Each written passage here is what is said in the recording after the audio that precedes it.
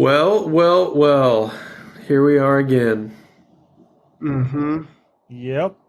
How you guys feeling today? Oh, I feel pretty good. I feel pretty good. It always feels good when I get money booked. I booked that thing with Leanne Scott.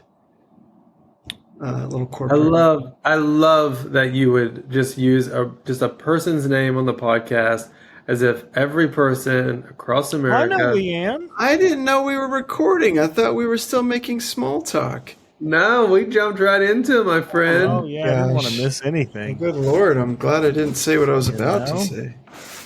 About Leanne. No, I love Leanne. She's amazing. No, we'll talk later. Okay.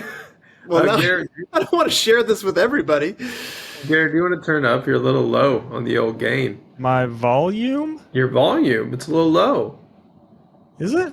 Oh, mic check. Maybe you just got to move it closer to. Is this your first time podcasting? Yes. Well, that's weird Eat the because Eat the mic. In the words That mic. of great. You heard of that? I think we got to talk about the elephant in the room. We got a listener email. Oh gosh, I don't want to embarrass this woman. you mean Amy? She has a name. Since we're throwing names out today. Listen, Can you hear me now? I think it's a good opportunity for us to talk about whether or not Gary and I are jerks. Okay? We'll just say this. How about this? We got an email from someone who's a big fan of Chris. Yeah, We don't know this person, sure. but they said that Gary and They were encouraging me. they were very encouraging to you. Yes, They said, very hey, kind. keep following your dreams. Yeah, she said, your Instagram. I guess she was referencing one of the episodes we talked about how my Instagram numbers have been declining and what that feels like and all that. And so she was just offering a word of encouragement, which I greatly appreciated, and it was wonderful. And then I think she just misunderstood a situation, but Yeah, just that. She said that I yeah. was maybe kind of more critical of you. Yeah, she just didn't understand. She said She didn't understand the beatdown. she didn't understand why you seemed to make fun of me. I don't remember. I don't want to put words. I in think your mouth. I bet it was a yeah. build-up. I don't think it was this one episode. I think it's just it was the last straw. I mean, it's certainly been building in me the feeling of just constantly showing up to this and just getting beaten down. Mm-hmm. No, I think and it would be easy to misunderstand, but I think she thought maybe that we're not all good friends, and so it was like, Chris, is this I want like you a to stick host? up for yourself today. Well, Stick up for if you yourself. just turned on the podcast and you had no context, you might think, I don't know, Yeah. Gary's the host and we're two comics that he's interviewing, or Adam, you're the host, Yeah. you're interviewing us, which was also something someone thought at one point. Yeah, they said I talked. As for an interviewer, they said you talked a For a lot. host, he really makes it about himself. Oh, yeah, I forgot. That was early on. This is your Which is podcast. just funny, yeah. I So- love it considering I brought the idea to you guys. I was like, hey, you want to do a podcast with me? I think that'd be fun. It's just like, this guy who started, he talks too much. Well, you didn't. You said, "Do you guys want to do a podcast with me about me?" Yeah, exactly. Right. Yeah. And we were. You guys like, just sure. you encourage me in my You guys want to journey. join me? That would be great. Anyway, but honestly, okay, so for anyone who might think we're being a little harsh with each other or that I'm being specifically harsh with Chris, Yeah, we are best friends, the three of us. yeah. We're just having fun. Well, until that email, And yeah, Chris forwarded the email to us. It's kind of we've got some things to work through now. Well, I want you to understand how, the way you guys have treated me, how that reads to the audience. Yes. Yep. Yeah. And great segue to I was talking to Diana about it. She goes, the truth is, if someone doesn't know you, you do have the propensity to come off like a jerk. Sure. And I think that is valid, a valid thought. Well, it's funny because me and Adam, we just did a show this past weekend Sure. in Kingman, Kansas. Kingman, Kansas. Shout I out got to the name Kingman. right this time. Yeah, it was great. But And hold on. Before you say that, let's just say shout out to the folks that had us out at Kingman. It was gosh. awesome. Diana, you're the best. Trinity. Yep. Trinity Fitness. Trinity Fitness. Yeah. They Yeah, you treated guys are us great. so well. It was so No, fun. I just assume it was a church. It kind of what? So it was a Christian nonprofit fitness facility, and what would be the dynamic there? Well, Diana is the lady who brought me in to do the fitness fundraiser. Yes, they So did a me and fundraiser. Adam did that, and then her husband pastors a church there in Kingman, and so they had me share my story on Sunday morning. So we did a comedy show Saturday night. I shared my story on Sunday morning. It was super fun, and And they were great. they were great. Yeah, but one of the things me and Adam like to do at the end of the show is I don't know what you're going to say. some local trivia and just kind of have fun with the audience and poke fun and improvise just some different stuff and just have fun with the audience. Yeah. And so one of the things that we realized we didn't have any prizes, and so Diana was like, "Oh, hey, I'll just give you some of our leftover Trinity Fitness shirts." Diana, the lady from Trinity. The lady Fitness, who, not Adam's wife, Diana, who was our contact there and our host there. And so I didn't look at the shirt. I didn't think twice about it. We were just like, "Oh, yeah, shirts. That's great. Perfect." So we get on stage and we start to say, "Okay, well, we're giving out these prizes." And then we held up one of the shirts, and then I realized it was kind of confusing, out of context. It was like specific to like a little, I shouldn't say little, but it's specific to a program they were running. Yep. And so out of context, it just kind of seemed like a really weird, random statement to put on a shirt. And so we just had fun with that, and we were making fun of the shirt. Oh, what did the people thought they were getting like a Chris Munch comedy or an Adam Bush? Hey, Adam Bush. No, we said they're like, We "Hey, said, Trinity Fitness donated some shirts here. We're going to give them out and ask these questions." It really wasn't that big of it. It's just that we just saw an opportunity to kind of have some fun, and so we kind of pounced on the idea of how bad of a shirt this was or whatever. The shirt said it was a tie-dye shirt, which is fine. Tie-dye's kind of back in. But the shirt said, did you take a picture of it or anything, Chris? I don't know that I did, actually. Okay, it said something. I survived the 80% challenge, 800 grams challenge. I survived the 800 grams challenge, and none of us died of scurvy.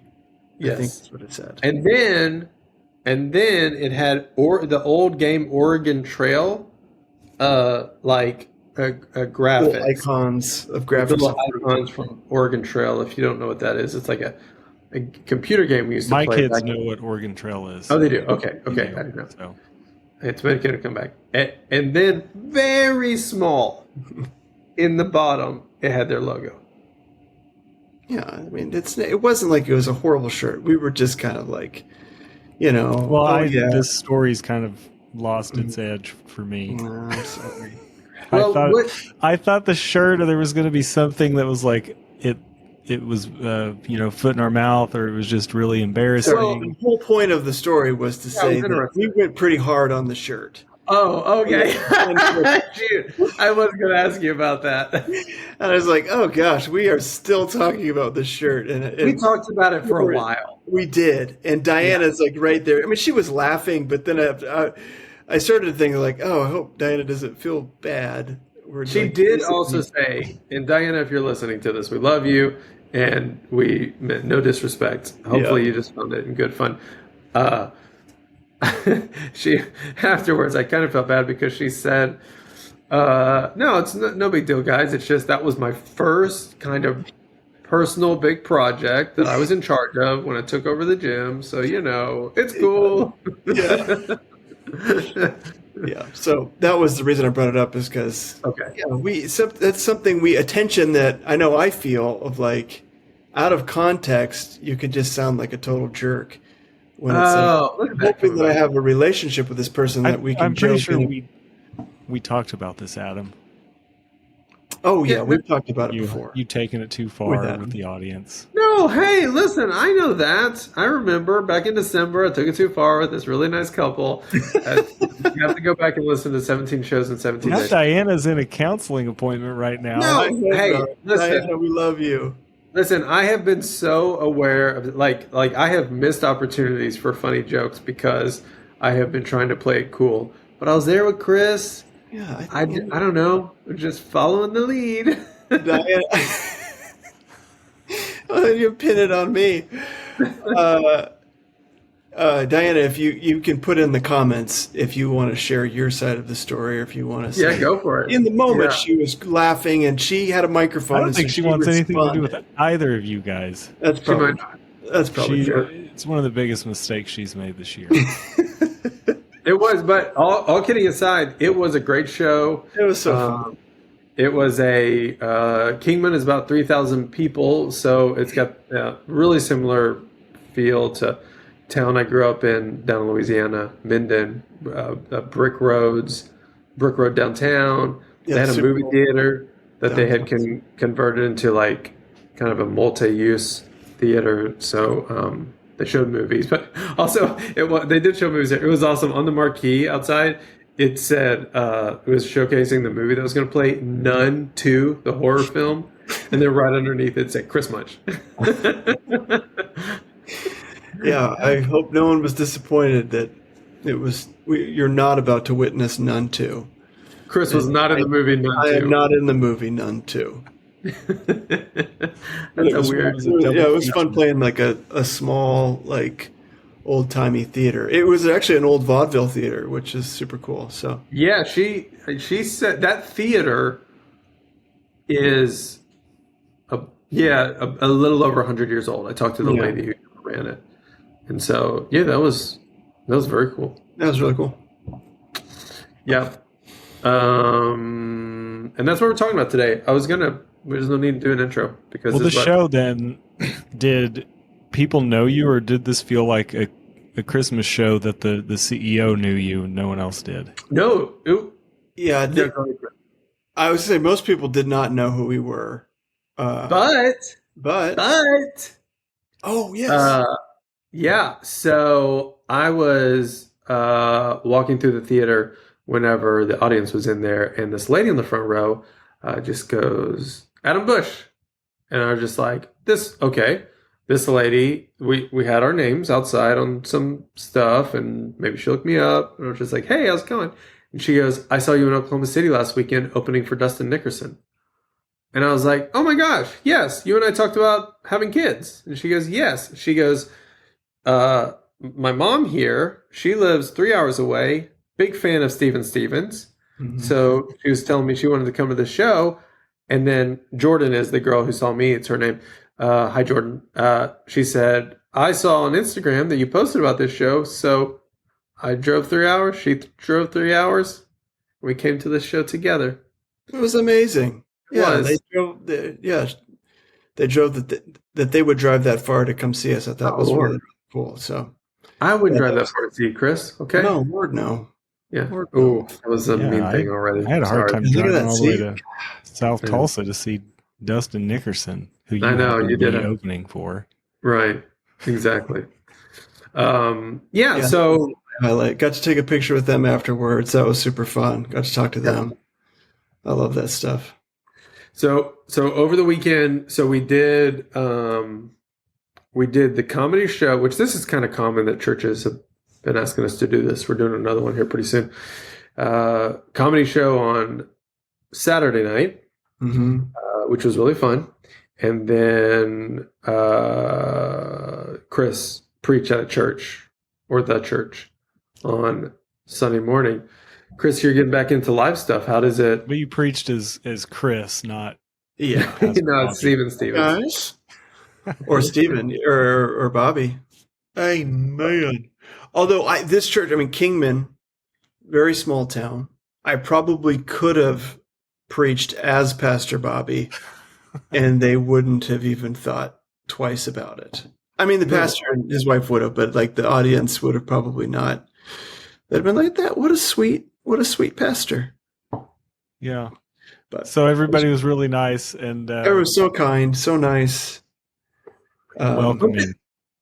It was great. One thing that I thought was interesting, so they did, this is not common, but they asked us to participate in a dinner before the show. Oh, yeah. And which is great. And Like a potluck? it wasn't quite a potluck. The pastor had smoked some brisket. Is that right, Chris? I remember, yeah. It was delicious though. It was very good. Yeah. He had smoked some meat, and there was kind of a pulled pork sort of sandwich sort of thing. But they asked us. I always, I don't know if I find it fascinating, but I just always think it's interesting that people bring this up so much. They said to us, "So you guys have been friends for a long time, huh?" Mm. Or like, "When did you guys meet?" And I always think that's interesting. I don't know if it's. I'm always interested that it stands out so much. Mm. Maybe our rapport. I don't know. Like I get that even when I'm with you, Chris, or if I'm with Gary. Like I don't know. It's just like so unique that middle-aged dudes have close friends. Maybe. Yeah. Well, I just heard something that I didn't remember them asking that. I'm sure they did. I just. Well, I just heard that if you're with somebody for 7 hours, you'll really know who they are. It takes 7 hours. Where'd you hear this? I just heard this guy on this podcast talk about it. He was talking about his guest. He's like, we've spent at least 7 hours together, so we know each other. In an interview well. setting, 7 hours of interviewing, and you'll know them really, really well. I mean, is it specific to interviewing? Because there's a lot of. No, I mean, just if you were in the car with somebody for 7 hours, do you think you would know them pretty well? No, I don't. For just one time. I mean, think about how many people like go on a date and it lasts like all night or whatever, and like then it's a catastrophe. You can go. This person is kind of like this. I mean, like the lunch you had this week. You know that guy after a lunch. That's true. I don't know, Gary. I don't know. I don't know about that. I don't know. Yeah. I don't know if I agree with this. And I clearly am an expert. This guy's probably he's written a book, podcast, or whatever. I don't know. I was half listening, so it was probably not even the exact same thing. You probably missed a detail there, because that sounds a little. Sort of be holes in this. So, Chris, if you look back on it, because it wasn't super unusual for me, just because I mean, you do more acting, and I do more live comedy. So like what were your takeaways? I told you I thought it was one of the best sets I'd seen of yours. Oh, that's great. Yeah. I don't know, but you have some takeaways? I thought it felt really good. I just feel how, I don't know, like live, that I'm not where I want to be, just in my skill level of handling an audience or communicating with an audience live in a room. So that's frustrating to me, is not being able to take them where I want to. Like I can see in my head, like where I want to take people, and I usually am not able to quite get them there. And just feel a little sloppy. But I'm glad that you felt really good. There was one bit that I know I couldn't remember the punchline, or I couldn't remember like the detail of what I was supposed to say. And I was like acting it out, and I'm just like, I cannot remember what. And so I'm like, it just got weird, and I just kind of. So you only did stand up, no characters. No characters. Yeah, I just did stand up. Was that their request, or they just said do whatever? No, they just told me to do whatever I want to do. I just feel like the characters require so much context to build.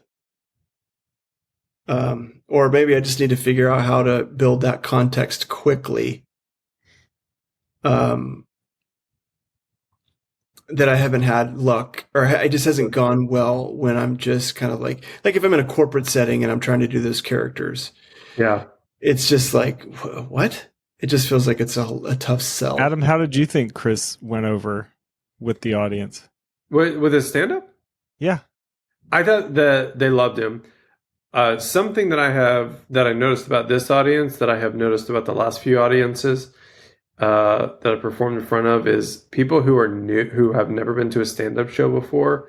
It takes them a while to learn how to laugh. Mm-hmm. Like it's. I was talking to Dustin Nickerson about this. They start and stop just like ha ha ha, ha stop, and so there ends up being all of these breaks in the middle versus somebody just enjoying it kind of throughout. And they're just sort of being sort of continual laughter. And I think that's true of like Christians who don't go to comedy shows or people who don't go to comedy shows because they prefer clean comedy, which the last 3 shows I've done have been completely clean. And that can be a little, it's different than the club, man.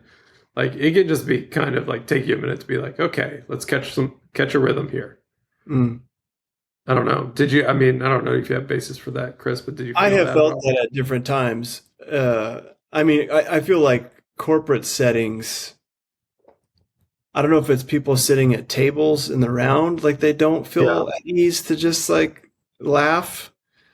But I hate that feeling. It's like the worst feeling on stage when you're like, you can feel the audience stop laughing before you're like ready to move on to like, I just feel like I'm constantly can't catch my breath. Like I can't quite catch up and go fast enough. And I hate that feeling. And I didn't feel that way this last weekend. I felt like everyone was enjoying it. I had them, and I didn't have to rush. And it was that's when it's really fun, when you can just kind of feel at ease and like we're just having a conversation. I'm just talking about stuff. So. Yeah, what did you say? Well, Chris, what did you say? Well, you can't compete with a Caesar salad. Yeah, that's hard. That is true. Yeah, it is, or just it's not a joke. So, yeah, Chris, if you had to rate your performance from the audience's perspective, what do you think they would have rated? What they would have said? Oh, yeah, this is a very uncomfortable question to answer. Well, good, because I want Adam to answer. What you thought the audience? I would have said, I think I felt like everybody had a good time. There probably was a lull, but I don't ever remember feeling like, okay, we're kind of hitting a lull. I felt like everyone was engaged and we had fun the whole time through. So I would give myself probably a 7.5. 7.5 out of 10. Adam, how would you rate it? Yeah, I think that's a good number. He's I don't feel like we ever got like this frenzy moment or anything where people were just like doubled over. The game we did. Well, in the game we did. Yeah, when we were ripping on the shirt, it got pretty.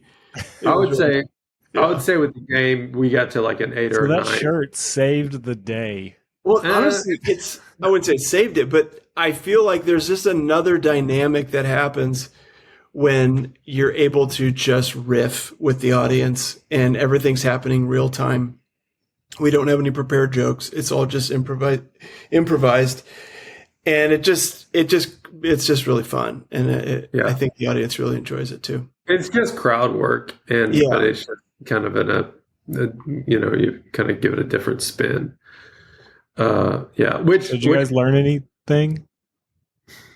Any big walkaways from, mainly Chris, because how many stand-ups have you done recently? I feel like while you're thinking about that, I have a big walkaway that is such a practical thing that I keep messing up. I keep forgetting when if it's not a club, I have to check the mic and make sure it's on before I take the stage. I keep forgetting to do that. It happened this time again. The mic just wasn't on. And it is such a killjoy at the beginning because it's like, please welcome with the Dry Bar Special, Adam Bush. And then it's just like, woo! And then it's just like, pick up the stupid mic, turn it on. And honestly, it's not even Diana's fault at the event. She told me beforehand. She said, make sure it's on. Yeah. And, in these, I forget who I was talking to about this, but from where we come from, we were always instructed, like at the church, like do not touch the mic.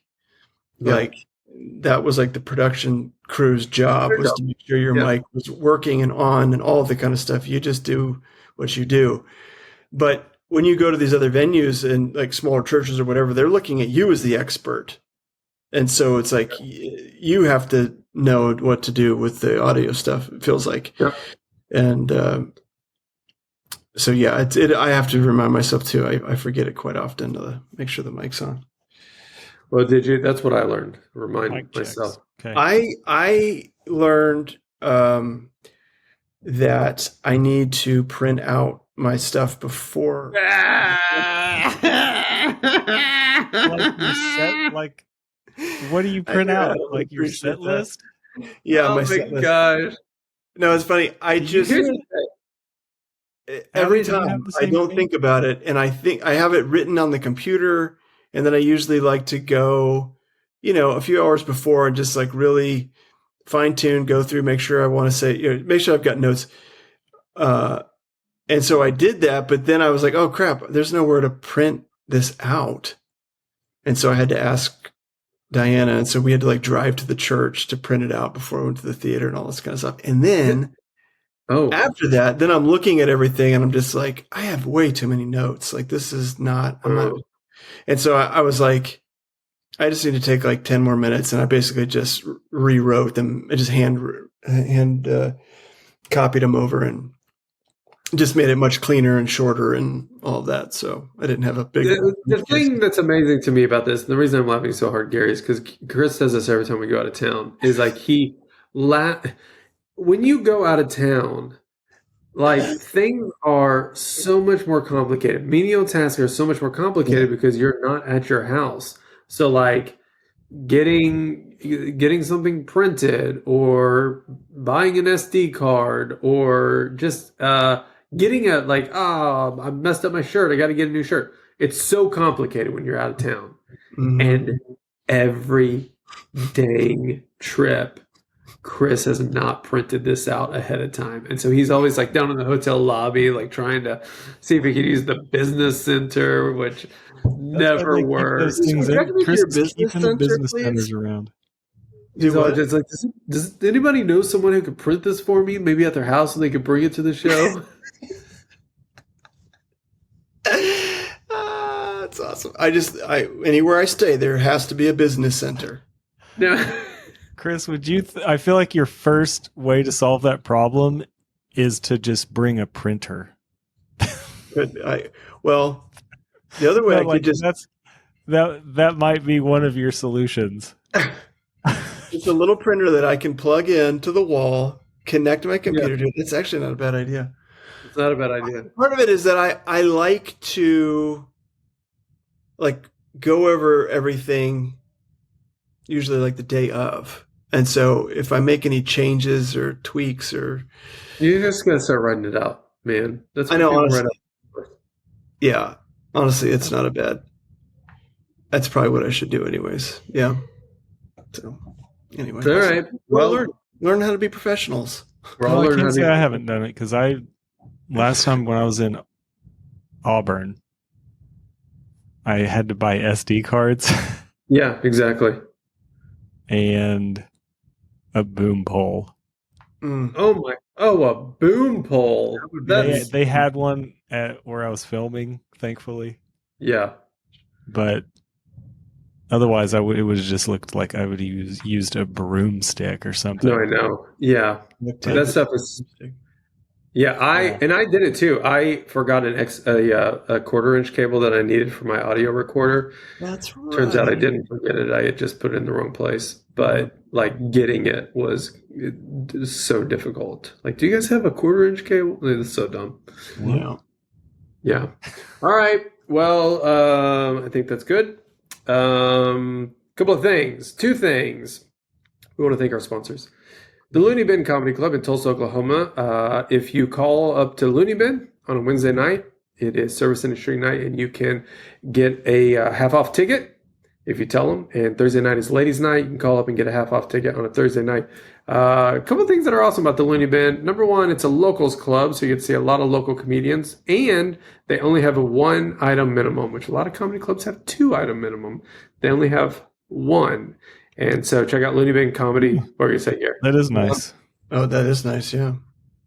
Yeah. I learned it We the were hard surprised. way. Well, I don't know if we can talk about this. Is that we were surprised by the 2-item limit at the Bricktown. Yeah, that's true. Yeah, Yeah, that's pretty normal clubs in Gotcha. Bricktown's defense. Yeah. But it gets pricey. Check out looneybincomedy.com and you can see all the headliners who are coming up. Awesome headliners. And including September 24th, headliner Christopher Munch for Clean Cut Sunday. Going to be performing. I'll say it, kind of a working it out show. Yeah. You are working out your characters. That's on right. stage. I am trying to figure out how to, translate my characters to a live show.